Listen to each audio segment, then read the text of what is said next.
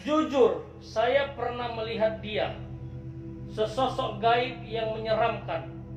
Saya tidak tahu persis itu siapa, tetapi sosok gaib itu membuat saya takut. Namun karena kuasa Yesus, saya luput darinya.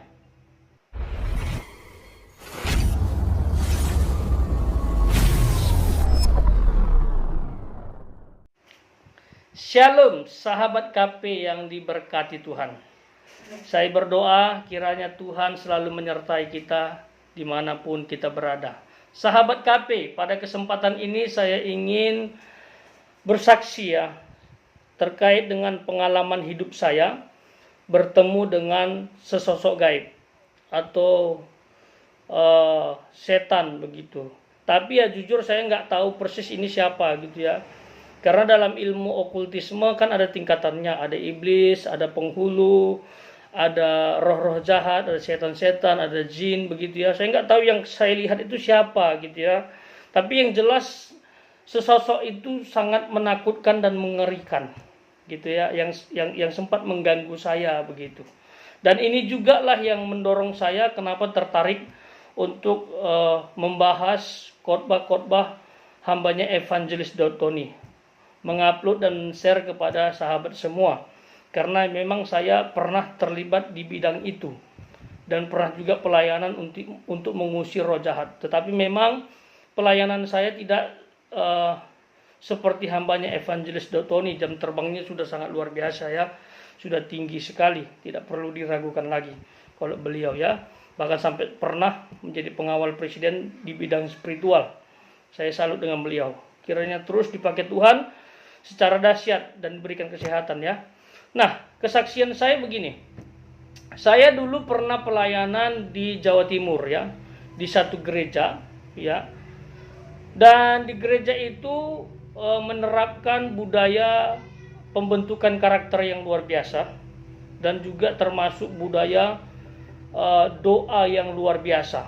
Jadi di gereja itu selalu ada doa jam 5 pagi. Setiap hari ada doa jam 5 pagi ya. Baik itu gembala sidang, ibu gembala, pengerja atau pelayan Tuhan, dan jemaat ikut serta berdoa jam 5 pagi. Jadi pernah satu ketika saya berdoa jam 5 pagi. Kebetulan pada saat itu yang berdoa cuma saya dengan ibu gembala ya. Kami pujian penyembahan pada saat itu ya. Tak kenapa pada saat itu Bapak Gembala mungkin kalau nggak salah lagi ada tugas di luar kota dan jemaat lagi berhalangan gitu. Jadi kebetulan kami berdoa pada saat itu. Nah, waktu saya berdoa dengan Ibu Gembala pujian penyembahan, haleluya, terpujilah namamu Yesus, engkau dahsyat, perkasa, mulia. Seperti itulah intinya ya, kami doa itu 1 jam lebih. Nah, pada saat saya pujian penyembahan begitu ya, tiba-tiba saya melihat sesosok gaib ya. Kemungkinan besar ini saya lihat dengan mata rohani ya, karena pada saat itu saya tutup mata ya, saya tutup mata begitu ya. Dan waktu saya berdoa itu sebenarnya setengah mengantuk ya. Itu yang saya ingat, kayak semacam setengah mengantuk tapi agak sadar. Jadi kadang mengantuk tetapi tetap mengatakan haleluya, puji Tuhan, haleluya, puji Tuhan begitu. Tiba-tiba saya melihat sesosok gaib. Ya, saya tahu ini tidak dengan kasat mata gitu, karena saya lagi tutup mata begitu. Ya, saya melihat sesosok gaib itu tiba-tiba ada di belakang punggung saya ini. Jadi posisi saya doa gitu gini. Jadi saya doa penyembahan itu setengah sujud, kepala ke bawah gitu, sambil goyang-goyang haleluya, puji Tuhan begitu. Dan saya melihat sesosok gaib itu nunggang di sini, ditungganginya pundak saya. Dan wujudnya dia itu seram banget gitu loh. Menyeramkan. Saya melihat matanya merah. Lalu kulitnya itu hitam semua. Giginya panjang, kukunya panjang. Dia sesosok kayak punya rambut begitu. Nah, saya ingat betul ini. Ya. Dia ada di belakang pundak saya. Pokoknya seram banget. Begitu saya lihat dengan mata rohani itu, saya kaget, wih, ada apa ini? Ini siapa gitu ya? Saya kaget, ini sesosok lain ini kok aneh gitu. Waktu saya mau bergerak itu susah banget bergerak. Kayaknya dia mengontrol badan saya sehingga saya tidak bisa bergerak. Saya tahu itu sesosok lain. Saya tahu itu bukan bagian dari kuasa Tuhan atau karya Tuhan. Ini lain, aneh, karena saya takut banget dengan sesosok roh yang hinggap di punggung saya. Ya, karena saya ketakutan, saya ingat nama Yesus. Saya bilang, dalam nama Yesus engkau pergi. Dia belum pergi. Nah, dia ngomong dengan tegas dan keras, saya ingat tuh. Jangan sebut nama itu, dia bilang. Dia cubit pantat saya. Jangan sebut nama itu. Saya makin takut dan entah kenapa saya kok merasakan sakit pantat itu terasa gitu loh. Betul-betul saya merasakan kayak ada yang mencubit gitu. Sakit kali cubitannya gitu. Ini antara di dunia roh, tetapi saya merasakan sakit fisik gitu, kayak ada yang cubit beneran gitu. Makin saya takut. Nah, saya makin panik karena dia sudah cubit begitu sakit. Saya panggil lagi nama itu. Dalam nama Yesus engkau pergi gitu. Dia cubit lagi makin keras. Jangan sebut nama itu, dia bilang gitu. Dia cubit lagi. Makin saya keras bilang, dalam nama Yesus aku perintahkan kau keluar gitu. Langsung dia pergi. Sesosok itu udah gak tahu kemana.